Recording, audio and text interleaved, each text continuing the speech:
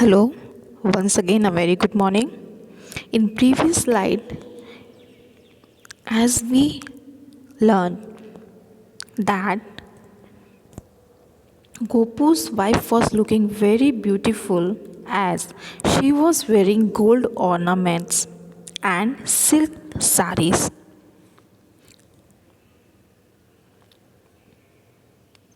Here, Gopu was happy for his wife, but he was sad that she was so greedy for a good life. He knew that there was no end to greed. He believed that one should be content with what one has. अब गोपू बहुत happy था कि उसकी wife खुश है, but he was sad also, लेकिन उसको थोड़ा दुख भी हो रहा था क्योंकि आशा जो थी वो बहुत ज़्यादा ग्रीडी थी। और जैसे हमको पता है, ग्रीडी लालच का कभी अंत नहीं होता है, उल्टा हमको लालच बढ़ता ही जाता है। सो ही बिलीव दैट उसका मानना ये था कि हमारे पास जो भी कुछ है हमें उसमें ही सेटिस्फाई रहना चाहिए, हमें उसी में ही खुश रहना चाहिए। Quietly he left his home and came to the seashore. It was beautiful night. थोड़ी देर के बाद उसने अपना घर छोड़ा और वो सी शोर यानी कि समुद्र के किनारे आकर बैठ गया। इट वॉज ब्यूटिफुल नाइट, बहुत अच्छी रात थी। Gopu saw the moonlight shining on the waves. Gopu ने देखा जो मून की लाइट थी वो वेव्स यानी कि लहरों के ऊपर चमक रही थी। The cool breeze touched Gopu's face and he smiled. जो ठंडी ठंडी हवा थी वो गोपू के फेस को टच कर रही थी, जिससे उसके फेस पर स्माइल आ गई। Can there be anything more beautiful than this, he thought. Gopu सोचता है क्या इससे भी कुछ अच्छा हो सकता है। He was feeling very happy there. He spend the night by the sea side thinking of his life. फिर वो क्या करता है, पूरी रात समुद्र के किनारे ही अब बैठकर अपनी लाइफ के बारे में सोचकर निकाल देता है। We can see in the picture also that he was sitting by the seashore. The next morning when he was at sea, Gopu was sad. Asha had started asking for a palace now. She was not happy with her cottage anymore. अगली सुबह जब वो वापस समुद्र के किनारे आता है, गोपू फिर से उदास हो जाता है क्योंकि आशा ने फिर से पैलेस यानी कि नए घर के बारे में बोलना उसको शुरू किया था। She was not happy with her cottage, वो अपने घर से खुश नहीं थी। Suddenly Gopu felt a familiar tug at his net.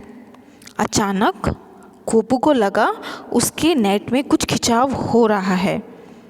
The monster was sitting inside it again. उसने देखा कि मॉन्स्टर फिर से उसके जाल में बैठा हुआ है। When Gopu saw the monster, he thought of his wife's wish. उसने जब मॉन्स्टर को देखा उसने फिर से अपनी वाइफ की विश के बारे में सोचना शुरू कर दिया। He folded his hands and said, "Thank you, dear friend, for everything you have given us." Gopu ने दोनों हाथ को फोल्ड किया, दोनों हाथ जोड़कर मॉन्स्टर को थैंक्स बोला कि डियर फ्रेंड, थैंक यू, जो भी आपने मुझे दिया है उसके लिए थैंक यू, धन्यवाद। My wife is never happy with whatever we have got. मेरी वाइफ, मेरी पत्नी कभी खुश नहीं हो सकती है जो हमें मिला हुआ है। She wants a finer home and more luxury. उसको और भी अच्छा घर चाहिए। Can you give my wife a palace and enough money to last a lifetime. Again Gopu asked, Gopu फिर से विश मांगता है कि आप मेरी वाइफ को एक पैलेस और बहुत सारा पैसा दे सकते हो। The monster smiled and disappeared. Monster ने फिर से स्माइल किया और वो वहाँ से फिर से चले गए। When he went home that night, Gopu saw Asha sitting under a tree and cooking on a clay oven. Gopu जब घर वापस जाता है तो वो क्या देखता है कि आशा एक पेड़ के नीचे बैठकर मिट्टी के बर्तन में खाना पका रही है। She was in her old tattered clothes.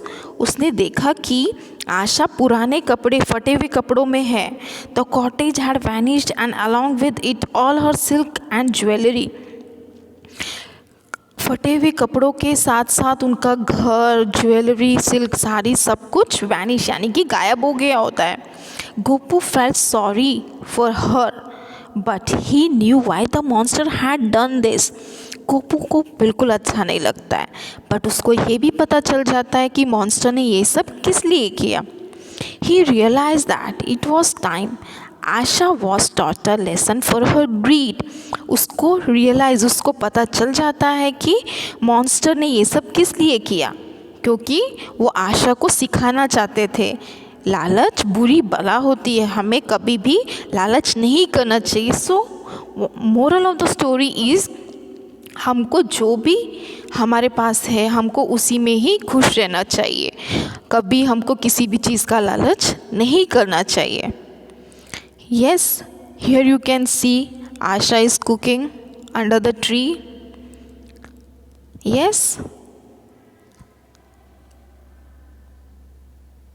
Thank you and have a nice day. Take care.